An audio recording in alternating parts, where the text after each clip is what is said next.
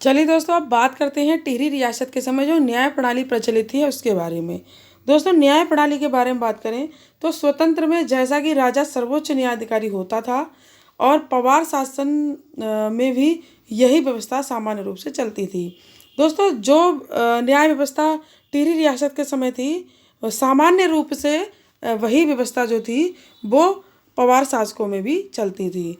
और शुरुआत में दोस्तों, जो प्रारंभिक समय था, शुरुआत में पवार शासक जो थे वो दंड की जो दैवीय व्यवस्था थी उस पर ज़्यादा विश्वास करते थे, तो वो वही ज़्यादा लागू करते थे। ठीक है दोस्तों, इनकी एक व्यवस्था थी जिसका नाम था यथा। ठीक है, यथा। अब ये यथा क्या होती है, आइए इसके बारे में समझ लेते हैं।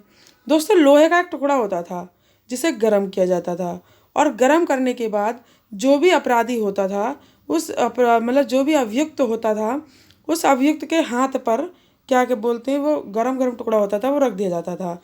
अगर आदमी का हाथ जल गया तो वो मतलब जो है अपराधी घोषित कर दिया जाता था, और अगर हाथ नहीं जला तो वो निर्दोष है। ठीक है दोस्तों, अभियुक्त कौन होता है, जिसे अपराधी माना जाता है। ठीक है, तो वो अभियुक्त होता है। दोस्तों, गरम तेल जो होता था, दूसरा क्या था कि जो गरम तेल होता था, गरम तेल की कढ़ाई में आरोपी का हाथ डाल दिया जाता था, और हाथ जलने पर उसे अपराधित घोषित कर दिया जाता था। मतलब तेल जो होता था कढ़ाई में गर्म किया जाता था, खौलाया जाता था, और जब तेल बहुत गर्म हो जाता था फिर उस तेल में जो अपराधी होता था उसका हाथ डाल दिया जाता था। अगर उसका हाथ जल गया तो वो अपराधी है, और नहीं जला तो वो निर्दोष है। और दोस्तों, पूर्व में ये कहा जा सकता है कि चंद, गोरखा तथा पवार तीनों की न्याय व्यवस्था समान ही थी। ठीक है दोस्तों, लगभग लगभग देखा जाए तो न्याय व्यवस्थाएं जो है मिलती जुलती हैं। उस गोरखा शासन के समय भी लगभग लगभग ऐसी न्याय व्यवस्थाएं थी, पवार शासकों के समय भी यही हैं, और चंद शासकों के समय भी लगभग लगभग ऐसी ही न्याय व्यवस्थाएं चल रही थी। ठीक है दोस्तों। दोस्तों, आगे बात करते हैं दैवीय व्यवस्था।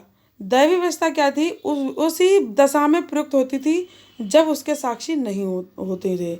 जो दैवीय व्यवस्थाएं होती थी वो ऐसी मतलब कंडीशन में होती थी जब उसका कोई साक्ष्य नहीं होता था। ठीक है, तब दोस्तों टिहरी रियासत में सुदर्शन शाह ने ब्रिटिश शासन से सीख लेकर दीवानी और फौजदारी न्यायालयों की स्थापना की थी, और दैवीय न्याय प्रणाली को सुधारने के लिए प्रताप शाह ने जो दैवीय न्याय प्रणाली है, इसको सुधारने के लिए जो प्रताप शाह थे, प्रताप शाह ने चीफ कोर्ट जो है कि उसकी स्थापना करी थी। ठीक है, कि काय की स्थापना करी थी, चीफ कोर्ट की। न्यायालय के शुल्क के रूप में टिकट लगाने की प्रथा शुरू की थी, और कोर्ट में फीस हेतु टिकट लगाने की परंपरा को तलवाना कहा जाता था। ठीक है दोस्तों, तलवाना कभी कभी आ जाता प्रश्न, तलवाना किसे कहा जाता था, तो न्यायालय के शुल्क के रूप में।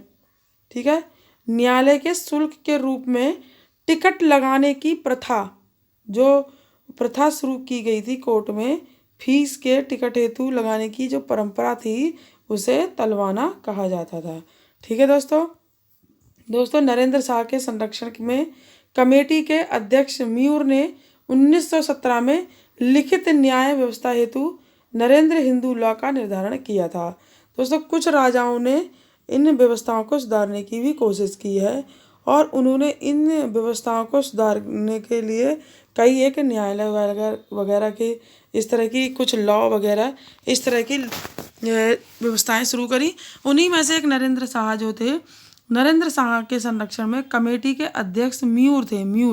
उन्होंने 1917 में लिखित न्यायालय व्यवस्था हेतु नरेंद्र हिंदू लॉ का निर्धारण किया था। ठीक है, और 7 अक्टूबर 1938 को चीफ कोर्ट समाप्त कर नरेंद्र शाह ने हाई कोर्ट की स्थापना की थी। दोस्तों, पहले चीफ कोर्ट था जो कि प्रताप शाह के समय था, और अब नरेंद्र शाह ने क्या करा कि 1938 में चीफ कोर्ट को समाप्त कर दिया और हाई कोर्ट की स्थापना कर दी, जिससे कि न्याय व्यवस्था और भी सुचारू रूप से हो सके। दोस्तों, 1945 में टिहरी राज्य में कोर्ट्स एक्ट लगाया गया। ठीक है, प्रश्न कभी कभी बन जाता है कि कोर्ट्स एक्ट कब लगाया गया, तो 1945 में लगाया गया टिहरी में, ठीक है, जिसके तहत हाई कोर्ट, सिविल जज कोर्ट तथा प्रथम द्वितीय तृतीय श्रेणी के जजों के अधीन न्याय व्यवस्था शुरू हो चुकी थी, जो कि हम आज भी हमारे यहाँ लागू है, ठीक है। और पंचायतों के निर्माण का प्रयास 1920 में हुआ था। कभी कभी प्रश्न बन जाता है कि पंचायतों का निर्माण का प्रयास कब हुआ था, तो 1920 में हुआ था। और पंचायत नियम पारित कब हुआ था, तो 1922 में हुआ था, ठीक है। तो 1922 में टिहरी ग्राम पंचायत नियम पारित कर दिया गया था। और दोस्तों इसके साथ ही टिहरी में सर्वप्रथम प्रताप शाह ने पुलिस का सूत्रपात करवाया था। टिहरी राज्य जो है वहाँ पे सबसे पहले पुलिस प्रशासन का सूत्रपात जो था वो प्रताप शाह ने करवाया था और टिहरी में पुलिस स्टेशन खुलवाया था, ठीक है। और जो पुलिस स्टेशन था उसमें कुछ लोगों की नियुक्ति करी थी, जैसे कि शिवदत्त डंगवाल और देवी दत्त डंगवाल को कोतवाल नियुक्त कर दिया गया था, ठीक है। वहाँ का पुलिस स्टेशन खुलवाया और वहाँ के पुलिस स्टेशन को शिवदत्त डंगवाल को और देवी दत्त डंगवाल को कोतवाल नियुक्त कर दिया। और 1942 में पटवारियों को थानेदारी का अधिकार दे दिया गया। जो पटवारी हुआ करते थे 1942 में इन्हें थानेदारी का अधिकार दे दिया गया, ठीक है दोस्तों। चलिए दोस्तों अब बात करते हैं टिहरी कालीन शासन व्यवस्था की। जो टिहरी कालीन शासन व्यवस्था थी उस समय प्रशासन राजा पर केंद्रित था, ठीक है दोस्तों। उस समय जो प्रशासन था वो किस पर केंद्रित था, वो राजा पर केंद्रित था। और दोस्तों कुछ प्रमुख राजा ने क्या थे, राजाओं ने कुछ प्रमुख जो पदाधिकारी थे उनके पद नियुक्त किए थे, जैसे कि एक वजीर और दीवान का पद हुआ करता था। तो जो राज्य में जो राज हुआ करता था, राज्य में दो सर्वोच्च पद होते थे, एक होता था वजीर का और दूसरा होता था दीवान का, ठीक है दोस्तों। और राज्य में कभी दीवान और वजीर दोनों रहते थे तो कभी केवल एक ही रहता था, ठीक है।